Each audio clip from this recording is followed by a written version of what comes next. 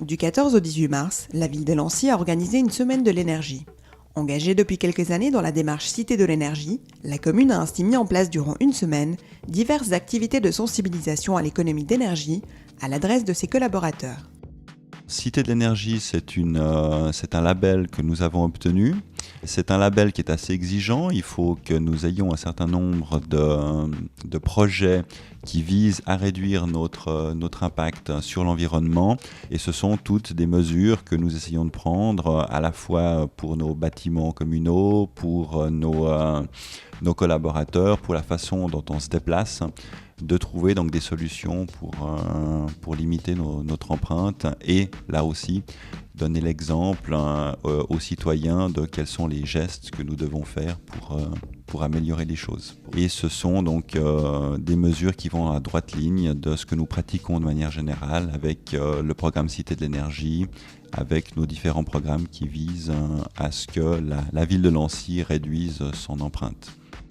Ainsi, toujours soucieuse de continuer les efforts dans cette direction, elle s'est engagée durant une semaine avec pour slogan « Économiser l'énergie porte ses fruits ». C'est une semaine pendant laquelle on propose à nos collaborateurs de découvrir un petit peu ce que c'est que l'énergie et de voir un petit peu si on arrive à consommer un peu moins sans perdre de confort et de qualité de vie. Qu'il s'agisse d'ateliers de sensibilisation, d'information et conseils d'économie d'énergie ou encore de cours EcoDrive, le programme de la semaine a été varié. La semaine elle-même s'organise avec des ateliers qu'on propose, auxquels tous les collaborateurs sont conviés. Il y en aura 4 durant la semaine, ils passeront en groupe. Et au cours de ces ateliers, les SIG, notre partenaire dans cette opération, vont présenter les éco-gestes qu'on peut faire et il y aura un spécialiste éclairage qui vient leur présenter un petit peu comment ça fonctionne les ampoules actuelles, les ampoules notamment économiques, et comment est-ce qu'on fait pour s'y retrouver dans l'offre vaste qui se trouve dans nos magasins. Nous avons un peu des thèmes quotidiens pendant 5 jours, donc il y a les ateliers qui sont lancés, mais il y a également une communication qui est faite intranet auprès de nos collaborateurs où on leur propose chaque jour de se poser la question de qu'est-ce que c'est que la consommation énergétique, par exemple, d'une lampe, ou qu'est-ce que c'est que la consommation énergétique d'un ordinateur et d'une imprimante, et qu'est-ce qu'on peut faire pour essayer de la réduire. On a aussi des collaborateurs chauffeurs qui vont faire des ateliers pour apprendre à conduire EcoDrive, donc la conduite économique, entre guillemets.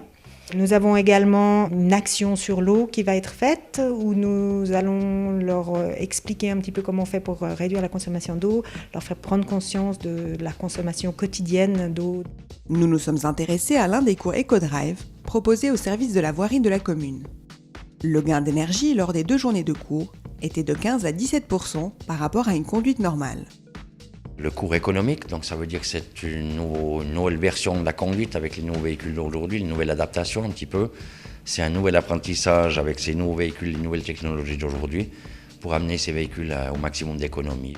Les objectifs du cours, c'est pouvoir prouver aux conducteurs, donc par un parcours de conduite qu'ils ont fait comme ils conduisent d'habitude, en faisant la correction théorique et la correction pratique qu'ils vont faire après-midi donc avec les instructeurs, où on va essayer de leur inculquer cette conduite au moment voulu, tout en respectant justement cette norme sécurité, de manière à ce qu'on soit le plus économique possible, le plus confortable possible, et qu'on ait peut-être un autre comportement sur la route, de calmer un petit peu ces surénergies qu'on a certaines fois, je dirais, pour arriver avec cette nouvelle conduite économique qui est efficace, et on peut le prouver pratiquement dans tous les cours, on a un gain.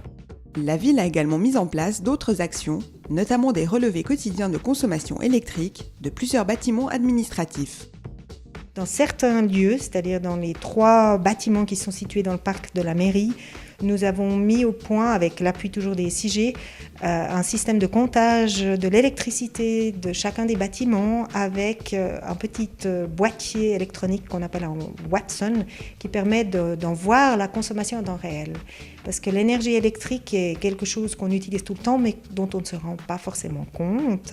Et ça permet de prendre conscience que tous les gestes du quotidien ont une conséquence sur la consommation électrique et de ce que ça veut dire de consommer 1000 watts, 2000 watts, 3000 watts, 4000 watts.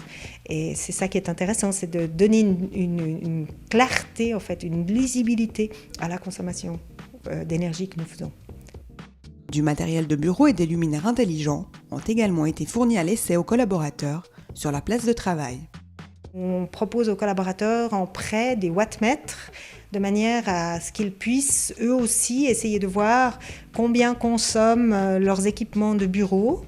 Et nous avons aussi mis au point, en collaboration avec une entreprise de la place, qui nous a mis gracieusement à disposition des lampes économiques et intelligentes en test dans certains bureaux, qui nous permettent normalement de réduire la consommation d'électricité durant cette semaine et de voir quelle va être la différence de confort. Est-ce que c'est mieux, moins bien? Est-ce que ça nous permettrait de consommer moins en matière de consommation électrique au quotidien dans les bureaux? Une opération d'envergure qui s'inscrit dans le cadre du plan d'action bâtiment développé par Cité de l'énergie.